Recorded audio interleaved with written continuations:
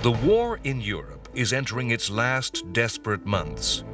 The soldiers and civilians of continental Europe can see the end in sight. Strategists search for solutions that can end the fighting and end the dying. Desperate strategies and tactics are deployed by Germany and Japan in the fantastic hope that somehow the war could be turned around and in some way victory, even a compromised peace, could be snatched from the hands of the Allied enemy, whose war aim is the total defeat of the Axis. The long-awaited invasion of France has taken place with Operation Overlord in June 1944. Armies have fought bitter battles. French cities often destroyed to be liberated. After a struggle of weeks where the Germans had pinned the Allies into Normandy, the American, British, Canadian, and Free French forces broke out and caused the Nazi forces to flee almost to the borders of Germany.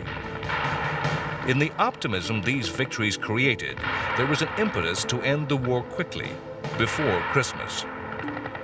The ambition led Allied generals to abandon the patient preparations that had characterized Overlord and made a bold thrust to cross the Rhine and invade Germany.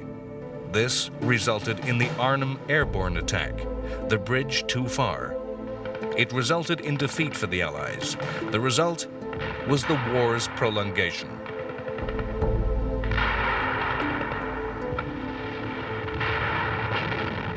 In the east, the Russian army has rolled back the Germans to the edge of Germany. The Red Army is now a tool, not of the defense of Russia. Its goal, not the defeat of Nazism, but the instrument of Stalin's post-war ambitions. In the Pacific, island after island had been subject to invasion and conquest as the grip of American forces grows ever tighter, and Japan, despite fanatical resistance, faces utter defeat.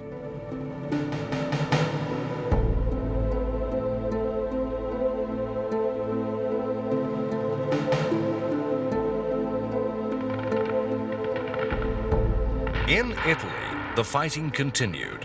Following the capture of Rome, the Germans had established another defensive line across the Italian peninsula, which once again had to be broken by frontal assault. The German line of defenses was known as the Gothic Line and stretched across the central Apennine Mountains as they turned across the width of Italy. An ancient Roman road running to the rear of the fortifications enabled the Germans to move reserves and resources from point to point to deal with any Allied attack. The Germans actually outnumbered the Allies in this theater of war, the balance only evened by Allied superiority in air power and supplies. The fighting in France had assumed prime place in Allied plans, and troops were withdrawn from Italy to land in southern France and attack Germany directly. The American command had always regarded the Italian campaign as a distracting sideshow that diverted the alliance from the main task of defeating Nazism in its home. The Americans viewed with suspicion grand British plans to sweep up the leg of Italy and then onto Vienna, coming at the Reich via the back door. The U.S. saw Imperial Britain at work, looking to the post-war world and aiming to become the predominant Mediterranean power. The British were to be frustrated in this ambition and were forced to concede that there could be no grand attack in Italy, rather a series of assaults that would pin down German forces, weakening the overall Nazi strategic position. The Italian countryside was easily defended. The central mountainous spine prevented maneuver, shrinking the fighting onto narrow fronts. As the Allies pushed further north, they encountered large rivers, such as the Po, flowing west to east, which were to form yet another set of formidable natural barriers. The autumn and winter were wet and turned the earth into a glutinous morass, making even the tiniest movement a supreme effort. This was a war fought in the landscape of the Renaissance painting, And it was a terrain where the Renaissance army of men on foot and horse was more at home than a mechanized mid-20th century force. Steep mountains and hills were surmounted by still usefully fortified towns. Countless narrow valleys were cut by stream and river. Every few kilometers, a bridge, demolished by retreating Germans, would have to be rebuilt under the gun sights of the enemy. The Italian fighting of that winter has been described as an engineers' war. It was they who rebuilt the bridges, disarmed the bombs and booby traps. It was they who bulldozed ways through narrow streets of towns and villages, which had been systematically demolished. In the winter, the war became bogged down, and both sides drew back to await the dry weather. For veterans of the 8th Army, who were fighting perhaps their 4th year of war, old soldiers who knew a sideshow when they saw it, the stalemate was relief. In 1939, as the war began, optimism was everywhere. The British people and army sang a popular song which predicted that they would hang out the washing on the Siegfried Line.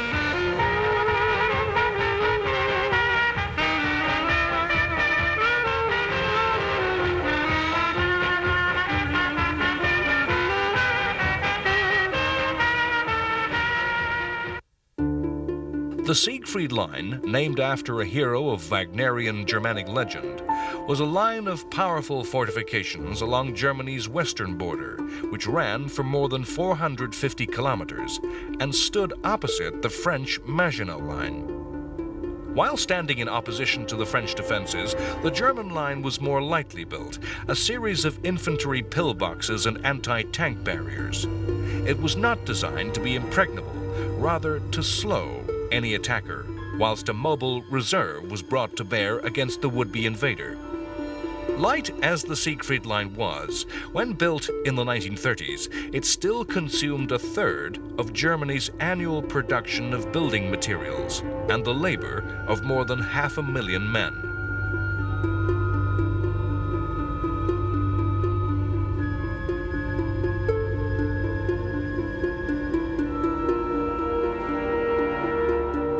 Although lightweight, the Siegfried Line did deter the French during the Phoney War, and in 1940 the British Army never hung anything on the Siegfried Line, leaving most of its clothes behind at Dunkirk. During the long years of occupation and Nazi dominance, the line was the border with a placid occupied territory and was neglected. As the Western Allies drew near, the Siegfried Line became known as the West Wall and became a battleground.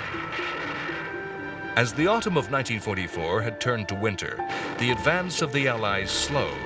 Their failure to secure Antwerp and use the port created a crisis of supply. Simply not enough fuel, ammunition, and food were reaching the Allied armies. Hitler became convinced that the Western Allies had overreached and exposed themselves to a devastating counterattack. On December 16th, that attack began.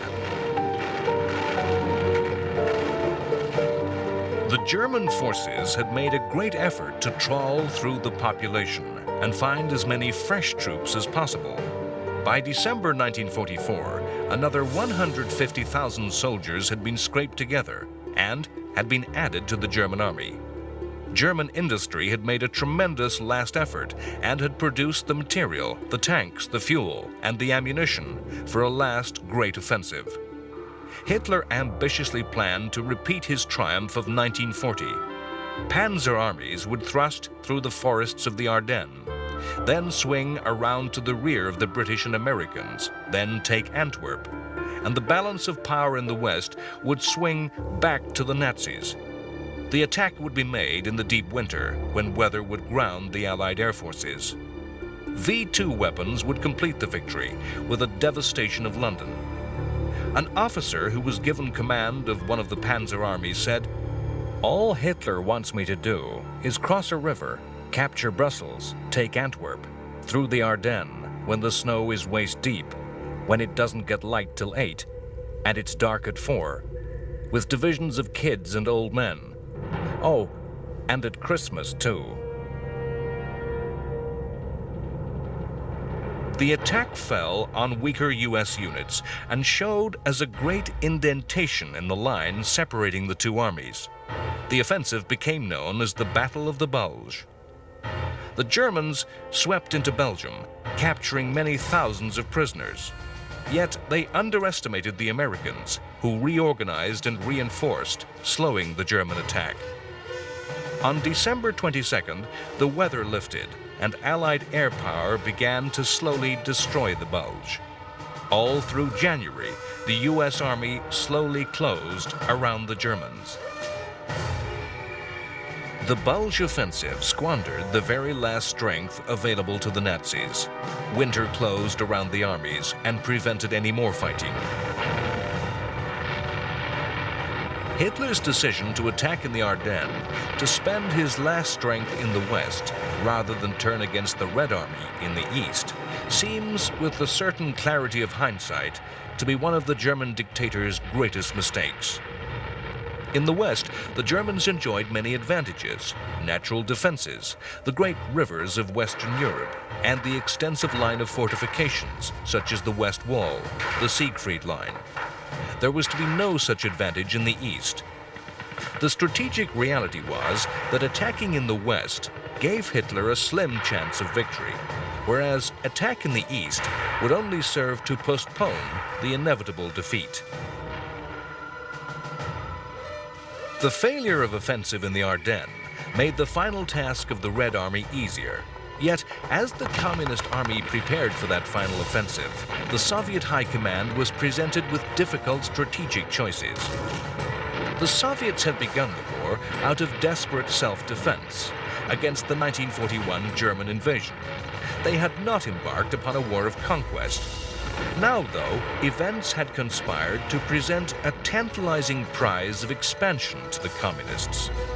The decision was not how to defeat Germany, but how to make best use of the peace.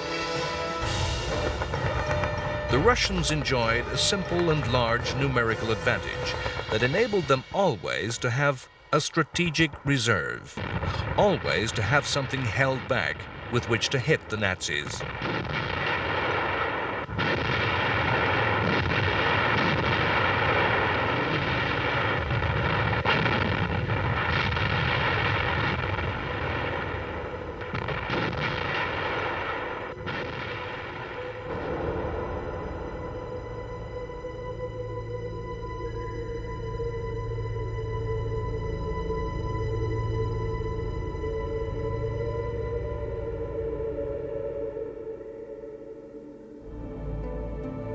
An exception to the domination of Eastern Europe by the Soviet Union is in Yugoslavia, a country where communist partisans under Joseph Tito are about to liberate their country from the German occupiers without the help of any foreign army.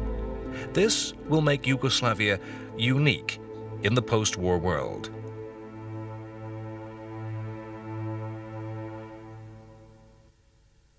In the winter of 1944, two very similar military forces faced very different fates.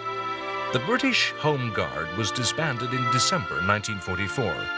Formed in the spring of 1940 as a Nazi invasion seemed imminent, the force performed a multitude of the simplest military tasks, and, if nothing else, it allowed the regular army to concentrate on training and equipping new recruits. The Home Guard kept vigil on airfields and factories. It manned roadblocks and captured downed Luftwaffe pilots. Originally composed mostly of men too old and those few too young for military service, the reality of the Home Guard was different to any television comedy. As Britain's position became more secure and the threat of invasion became more remote, the Home Guard was integrated into the regular army and attached to regular units. Membership, once voluntary, became compulsory, and the Home Guard became a preschool for military service, devoted to preparing young men of 17 and 18 for their eventual conscription. There came to be as many as 750,000 Home Guards. Far from being a dad's army, the average Home Guardsman was under 30 years of age. The Home Guard was for many a pleasant wartime hobby, some members actually resenting any compulsory service, such as when Home Guards were ordered to man anti-aircraft artillery. As the Home Guard marched before their king through the streets of London, the British amateur soldiers ended their service never having faced the ultimate test by having to meet their country's enemy in battle.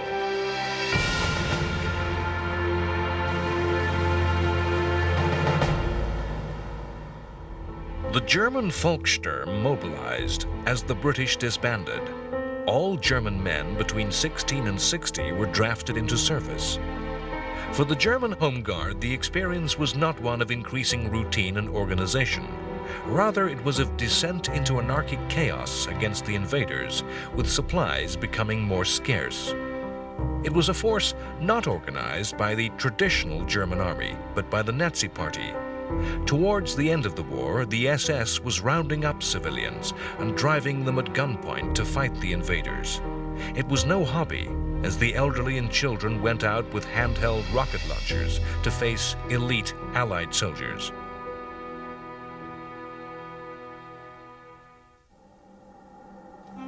If any in the Allied nations doubted what all the fighting was for, whether all the deaths were in vain, in the last months of fighting in Europe, as Allied soldiers entered the territory of the Third Reich, conclusive and devastating proof of the evil of Nazism was found as the death and concentration camps were uncovered. Nazism in its genesis had been anti-Semitic to its very core. Jews were blamed for all of Germany's misfortunes, blamed for the First World War, blamed for any ill that befell Germanic peoples.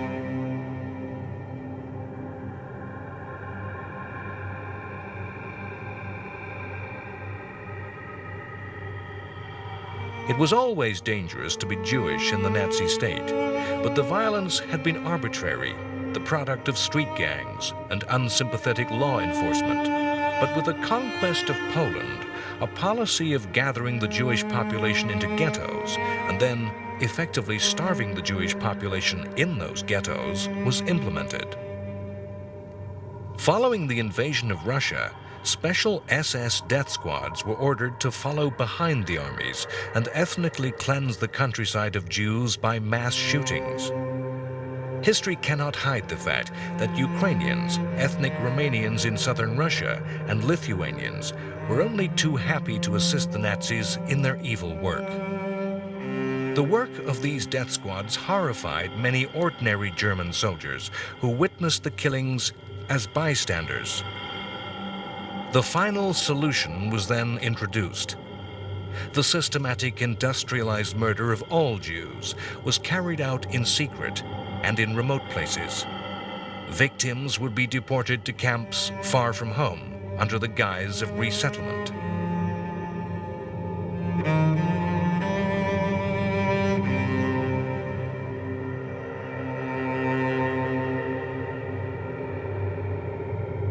The final solution was not a monolithic single historical event.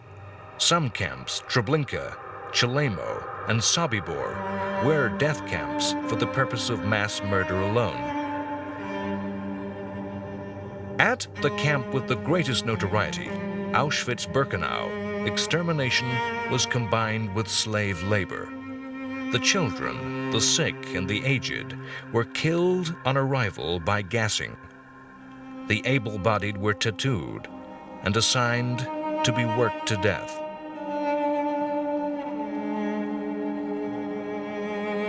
The Soviet forces in the East encountered the horrors of the death camps largely after they had been abandoned in the face of the Red Army's advance.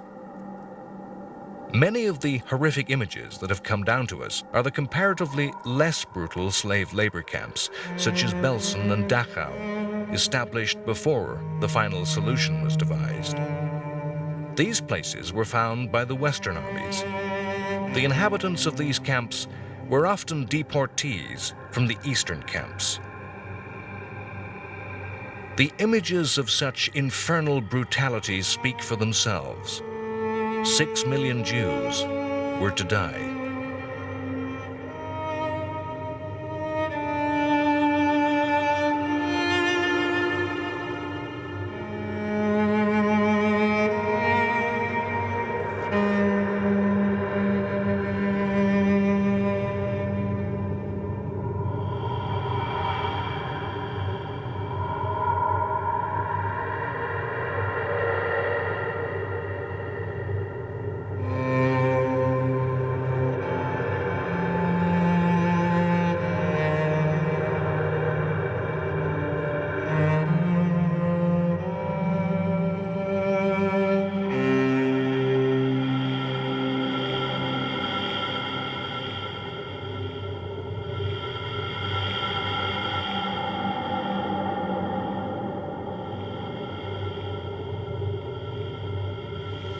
I've been here 8 days, and never in my life have I seen such damnable ghastliness.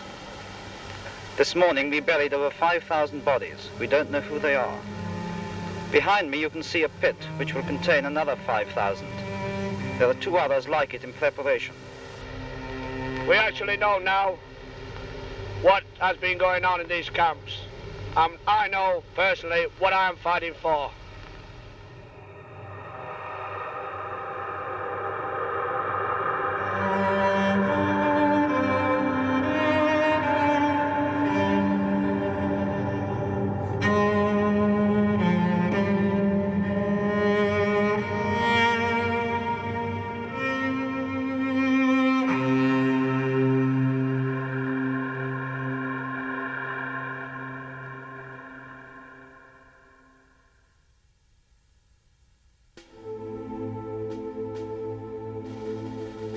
The war had begun with Germany's Air Force, the most feared and effective in the world.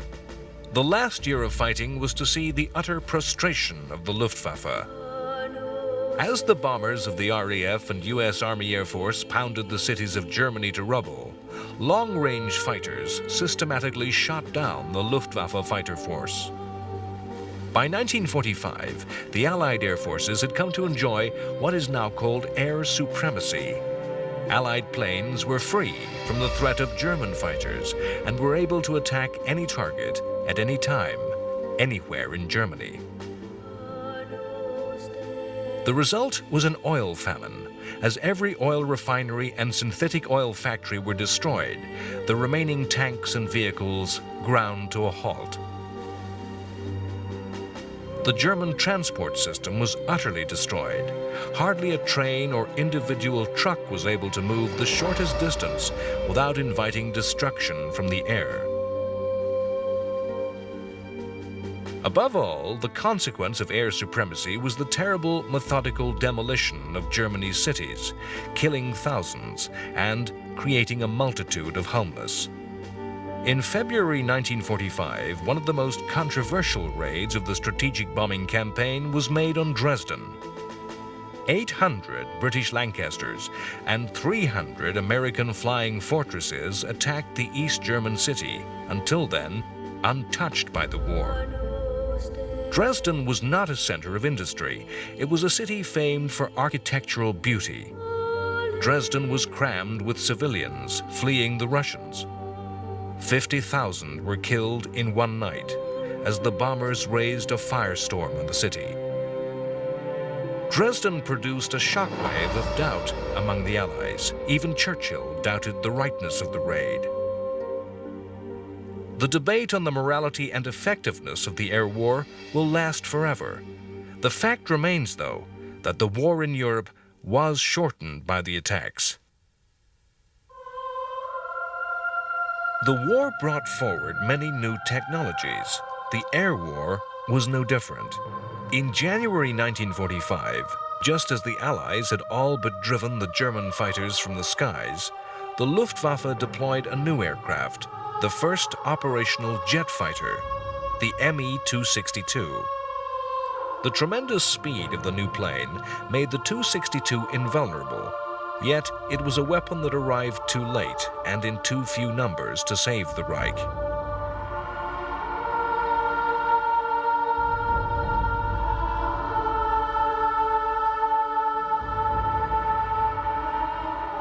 As Allied armies were fighting on the borders of Germany, the United States Army Air Force unleashed a campaign of heavy, unrestricted area bombing on the cities of Japan.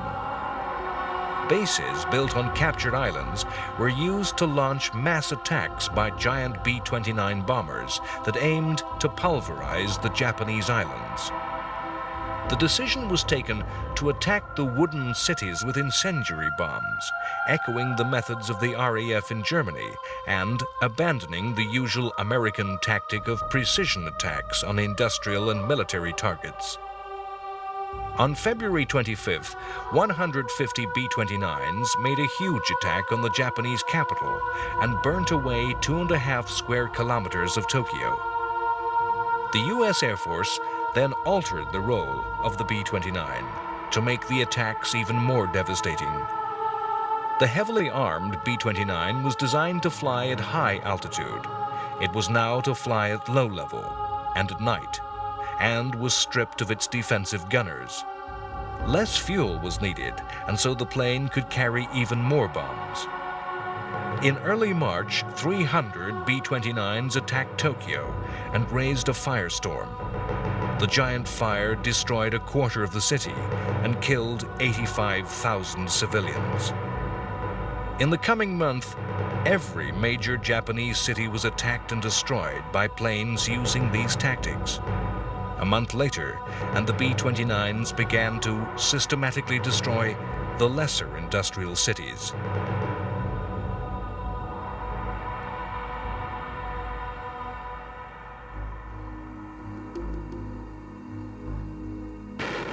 In the southern Pacific, the long fight for the liberation of the Philippine Islands from Japanese domination continued. U.S. General MacArthur, a man for whom the islands had been a second home, had vowed to return to liberate the territory. Although a landing had been made in October 1944, U.S. forces were embroiled in a long fight through the large islands and the scattered archipelagos of islets. The Japanese forced their enemy to fight for every meter of territory on the road to the Philippines' capital, Manila. It was another battle where a town had to be virtually destroyed to be freed from occupation. In February, 16,000 Japanese and nearly 100,000 Filipino civilians died. The Philippines had been part of the grand Japanese scheme to liberate Asia from European domination. Many Filipinos were proud of their westernized attitude. The islands harbored the only serious organized resistance movement against the Japanese, partisans who aided the American forces in fighting their occupiers. As the Japanese were pushed to the remote areas of the islands, MacArthur was to show a style of leadership that was to characterize his role in the post-war world. He embraced and forgave those Filipinos who had collaborated with the Japanese, seeing a stability based on forgive and forget as the best future for the liberated territory. In February 1945, perhaps the most famous land battle of the Pacific War was fought, as yet another amphibious attack was mounted by the U.S. Navy. They attacked the island of Iwo Jima. Iwo Jima was one more stepping stone on the path towards invasion of Japan, a base from which attacks could bring the war home to the people of Japan. The island was part of a volcanic archipelago. Its name translates to Sulphur Island. The volcanic geology made trenches and dugouts in which soldiers took cover too hot to endure. It was earth from which issued poisonous volcanic gases. It was a landscape of razor-edged ridges, deep ravines, and natural caves, a natural fortress onto which the Japanese defenders had piled layer upon layer of concrete and steel fortification. The conflict followed the same grim script which had directed the fighting on other islands. With each island, as the fighting grew ever nearer to Japan, the determination of the defenders reached new levels of passion. More than 110,000 U.S. Marines were resisted by just 22,000 Japanese. The Japanese did not oppose the landing. They allowed the massive naval bombardment to fall on empty defenses. They allowed the American forces to land, and then engaged the invaders at close quarter with hand-to-hand fighting, where weight of bombardment and air power were neutralized, and individual fighting spirit would give the advantage. The battle was fought meter by meter. The Japanese made a last stand in a narrow, rocky gorge, little more than half a kilometer in length. It took U.S. forces 10 days of constant combat to defeat the defenders, who had to be killed man by man. A third of the Marines became casualties, and the battle passed into legend. The image of Marines raising the stars and stripes on Iwo Jima became an American icon of victory.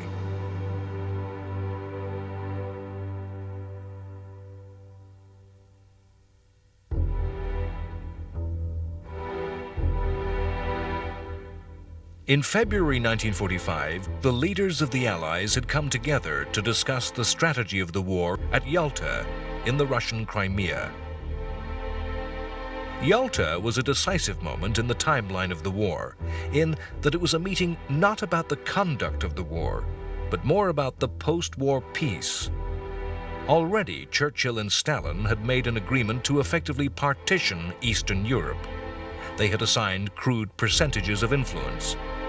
Britain was to have 90% of the influence in Greece. Bulgaria and Romania were to be 90% Soviet. Yalta agreed the shape of the future United Nations organization. Yalta agreed to divide Germany into zones of occupation. The conference also decided the post-war fate of Poland. Poland's freedom was the original cause of the war. Poland had been Britain's ally at a time when the Soviet Union and Nazi Germany had made pacts of friendship. As the leaders met, Polish troops were dying and fighting alongside the armies of America and Britain. Yet at Yalta, in return for a promise by Stalin to enter the war against Japan, the Soviet Union was to be given Eastern Poland. The Polish government that had fled in 1939 was to be abandoned in favor of a communist puppet government. At Yalta, the alliance was already dissolving into self-interest. Roosevelt made a secret deal with Stalin, hidden from Churchill, to reward the USSR even more with territory in Asia. Yalta was to condemn many thousands to die. Stalin demanded the return of any Soviet citizens in the West, prisoners of war, Soviet anti-communists who had gone over to the Nazis. The fate of these people, even genuine prisoners of war who had fought bravely for the Soviet Union, was mostly death or the Gulag. Amongst the leaders who sat in conference at Yalta, Franklin Roosevelt was unique in that he was the only one of the three that subjected his war leadership to the judgment of his country. Churchill sat atop a wartime coalition that had effectively suspended British democracy for the duration. Stalin was, of course, a dictator whose power depended on fear and violence.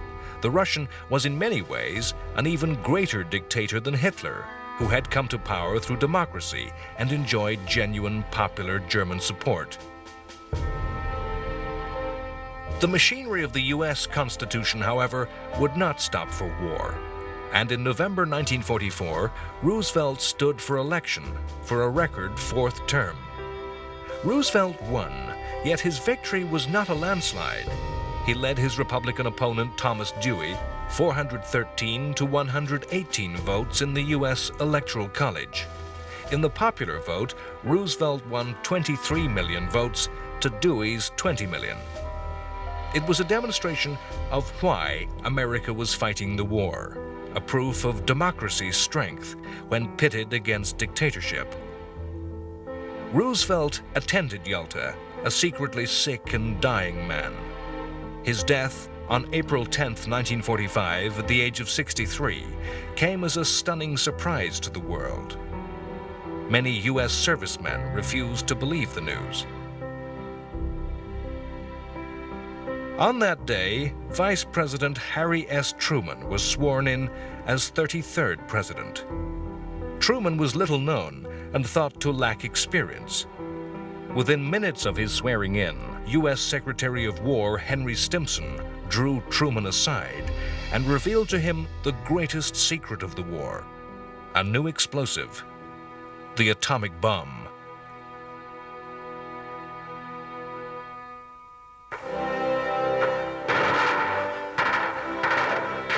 The Allies had first reached German territory in the West as early as October 1944. They had seized, after fierce defense, the German town of Aachen on the Dutch border. In fact, the real border of Germany, that which posed the true obstacle, was the River Rhine. This was to be the last major barrier to the Allies. Their first objective was to clear the approaches to the river's west bank and then seize a river crossing. Most troops found the river crossings demolished by the Germans. But at Remagen, U.S. troops captured a bridge by accident. In the south, U.S. General George Patton surprised German defenders with an improvised attack and seized the bridge at Mainz.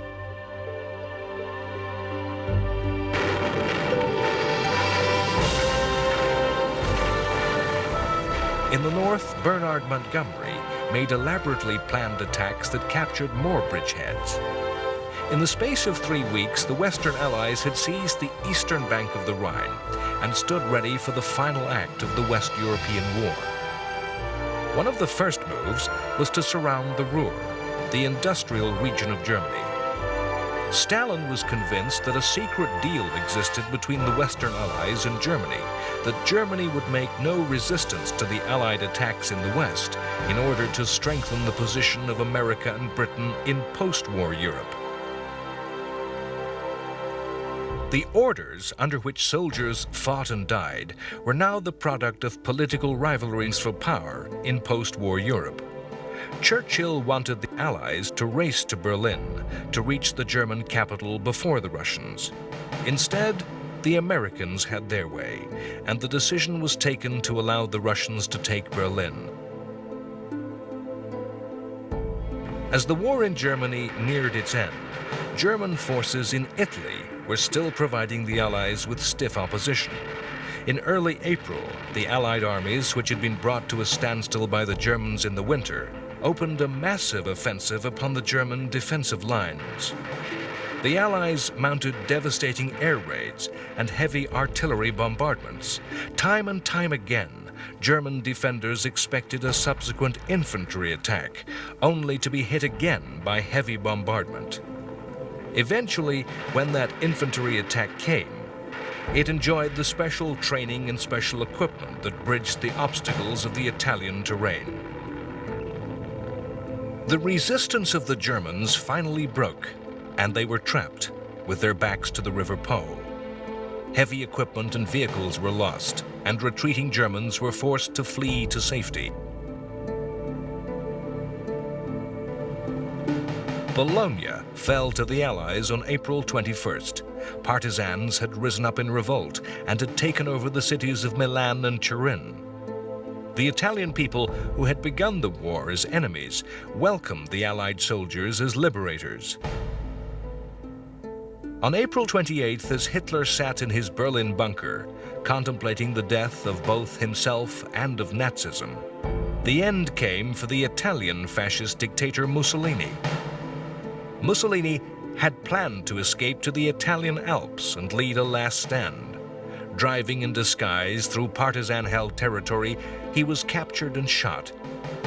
His body, with that of his mistress, was hung from a lamppost in a street in Milan.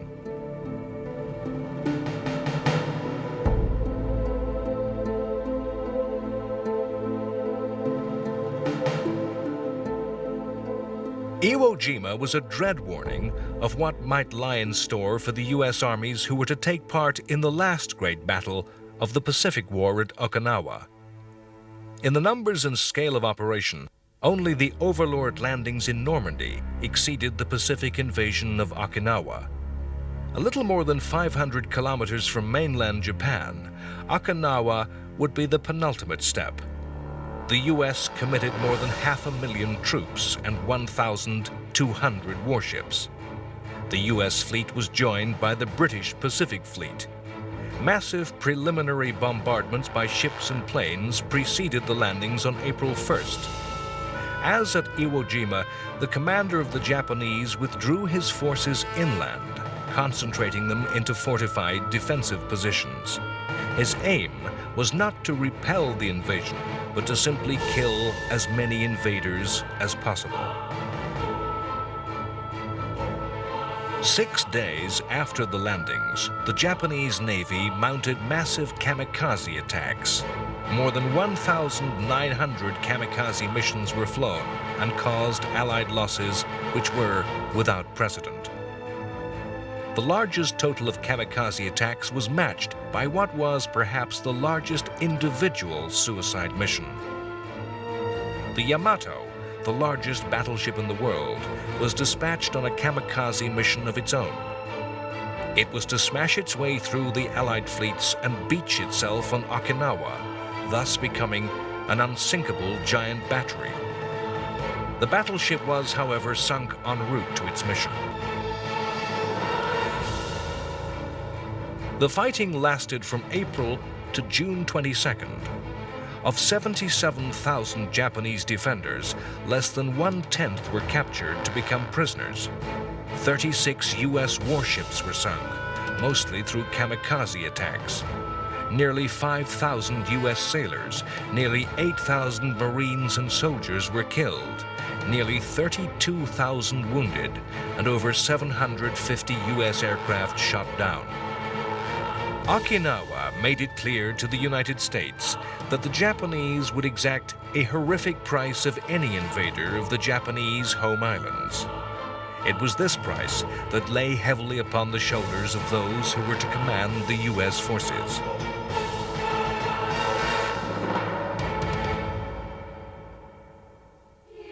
It is perhaps a measure of the utter and total nature of the defeat inflicted upon Germany that there was to be no resistance to the occupying Allied armies. As the territory of the Reich was fought over and destroyed, Hitler had ordered the construction of what he called the National Redoubt. This was to be a fortified region based in the mountains of southern Bavaria, the home of Nazism. The National Redoubt was to be manned and defended by the werewolves, fanatical Nazi terrorists who would act as an underground resistance. Hitler's deputy, Martin Bormann, said, "The werewolf has been born of National Socialism. It makes no allowances and knows no consideration as imposed on regular troops. Hatred shall be our prayer, revenge our battle cry." The werewolves of 1945 became as unreal as any fairy tale monster.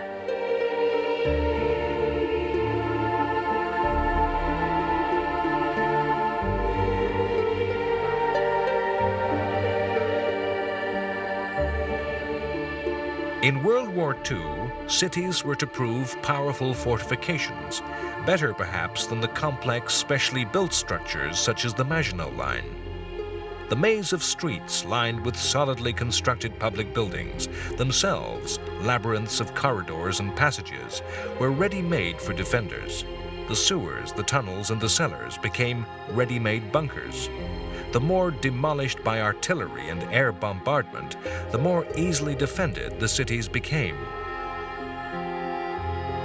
As Russian armies pressed ever closer to Berlin, Hitler retreated to his bunker deep beneath the city. All through the spring of 1945, the Russians amassed troops for the final battle. On April 10th, this massive force was unleashed. In spite of the desperate position of the Third Reich, there was no lack of Germans prepared to fight to the very last in the defense of Berlin.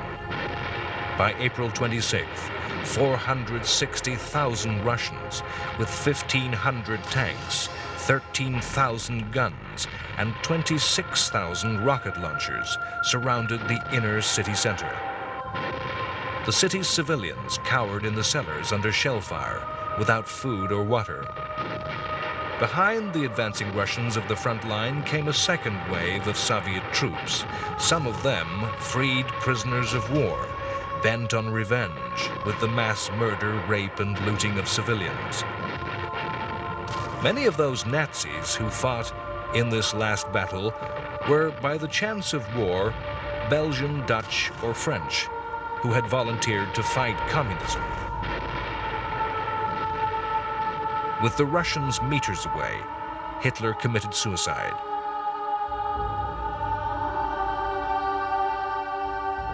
An hour before Hitler's death, Soviet soldiers had taken the Reich's chancellery.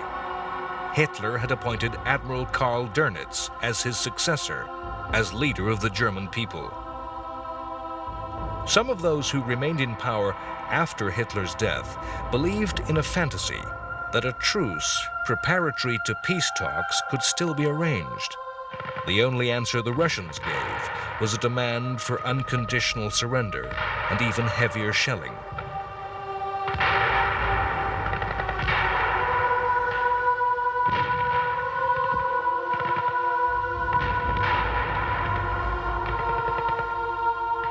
On May 2nd, the German forces defending Berlin requested a ceasefire, and at 3 p.m., the Russian guns fell silent. The last great battle of the European war had been fought, with a terrible toll of death. In the 3 weeks of fighting for Berlin, the Red Army had lost 10% of its strength, the heaviest losses of the war, apart from the great collapses of the early years of Barbarossa. The last days of the Reich were dominated by attempts to avoid the wrath of the Russians. Dönitz attempted to buy time for Eastern armies to make fighting withdrawals. The forces in the West were surrendered piecemeal. On May 4th, the Netherlands, Denmark, and northwestern Germany surrendered to British General Montgomery. On May 5th, the Germans offered to surrender to all American forces, again hoping to buy time. Eisenhower told the Germans unconditional surrender were the only terms on offer. It was agreed all German forces would cease operations on May 8th. The surrender was signed at Reims in France, at Eisenhower's headquarters. Stalin suspected treachery and demanded a separate surrender be signed in Berlin.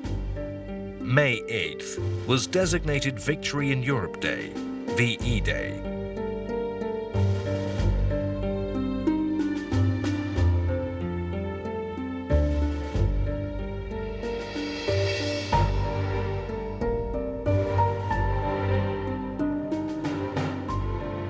In Europe, vast tides of humanity, waves of misery, swept through ruined streets and cities, desperately seeking for food, shelter, and safety amongst the wreckage of civilization.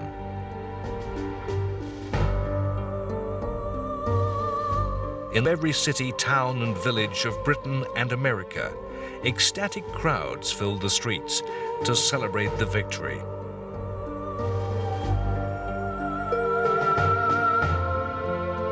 Next time, on World War II, The Complete History, the world awakens from the party of VE Day to realize that a war remains to be fought. The final act of the tragedy of the war is played out in the Pacific Ocean. Fate has catapulted Harry S. Truman to the center of events. The largely unknown U.S. politician, projected into the presidency by the death of Franklin Roosevelt, now finds that he must make a decision which will end the war at a stroke.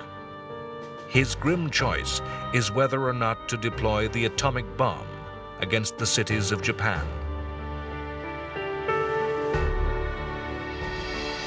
The forces of Soviet communism continue fighting some days after VE Day, ensuring the map of Europe is a reflection of Stalin's paranoia and suspicions.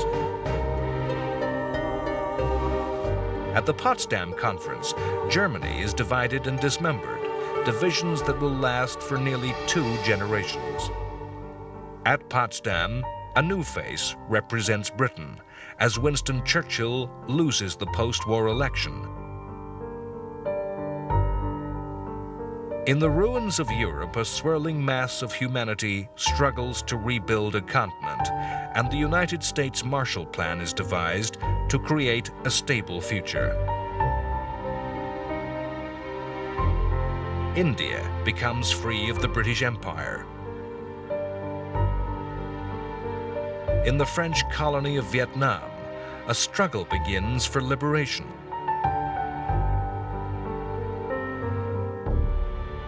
The Iron Curtain falls as the Soviet Empire is created with all of Eastern Europe falling under the domination of the Soviet Union.